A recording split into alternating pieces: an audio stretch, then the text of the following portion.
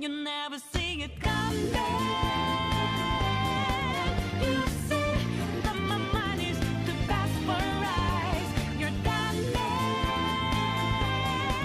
but the time is hit you. You're not surprised. Black Clover is a pretty good anime in terms of world building and design, even though a lot of its elements are borrowed from other anime. This isn't a bad thing by any means. Black Clover, like many other anime and manga in its position before it, suffered from its own writing once it gets off the ground. Hit that like button and subscribe button for me, and let's get started. So for the uninitiated, Black Clover is a shonen anime that got its start back in February 2015 in terms of its manga date, and now I've been watching the anime, which started in 2017. Of course, the anime doesn't cover anything, but it does certainly try.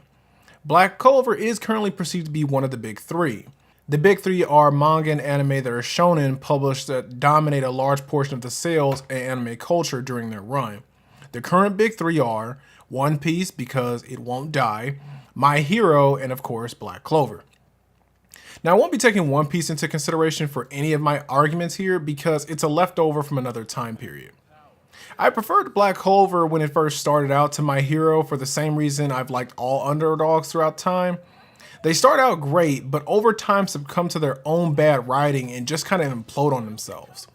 Looking back between Mario and Sonic, I like Sonic more. Pokemon and Digimon? Well, you don't see me uploading Pokemon videos, do you? Naruto and Bleach? I liked Bleach right out of the gate, and I had to come around to liking Naruto. Looking back at these things, they all have one thing in common. The world they built for themselves was interesting and the lore was interesting, but then later on down the line, they crashed and burned. Sonic had so much more interesting gameplay and designs once you were able to play as other characters, and this became the norm, especially when he transitions to 3D, except Big the Cat. No! God, please, no! No! But as I said, it implodes on itself later on. Now, in Sonic's defense, it is trying to recapture what made it interesting when it first came out, but time will tell if it will succeed. Sonic's comics were great through the very end, but as time went along, the games went downhill. Digimon, a similar story. Awesome, amazing world design, lore, and everything was genuinely better compared to Pokemon. Then comes a time when you're asking, where did it go wrong? How did it get this bad? Bleach, a fellow shonen, suffers from the same design flaw. Nice world building and lore, starts off great out the gate, but quickly crashes and burns soon after takeoff. So let me explain how this all relates to Black Clover. So Black Clover, like the preferred series I've listed, started out with a loud bang. The world it's built for itself was very great, and you're very curious to know what's going to happen next. But as the theme suggests, I'm concerned it will crash and burn soon after takeoff. Black Clover itself is a great anime for what it is, the characters being like they're the embodiment of every major anime cliche, are likable to an extent, but some are just downright annoying. Black Clover was recently renewed through its original 51 episode run, meaning the studio does have faith in its anime adaptation. Compare this to its fellow rival in the big three, My Hero Academia. Black Clover's story is moving at an extremely fast pace that leaves me concerned as to how it will sustain itself. And what I mean by this is, instead of seeing how characters will tackle challenges, the challenges themselves just seem to keep coming at them, and instead of seeing why and how the characters will handle them, it just seems to be, hey, we're gonna put them in this situation, look at what happens when they're put in it, and it's very uninteresting. For a better understanding, at episode 50, Bleach was nearing the end of its rescue arc, which was the main part of the story that Kubo had planned on writing, which was 10 episodes from the season conclusion, which was followed by 2 seasons of filler, which were not great to say the least. At episode 51 in Naruto, the preliminaries have just ended. We have yet to meet important characters such as Jiraiya, Tsunade, or even see the one-tailed form of Gaara yet.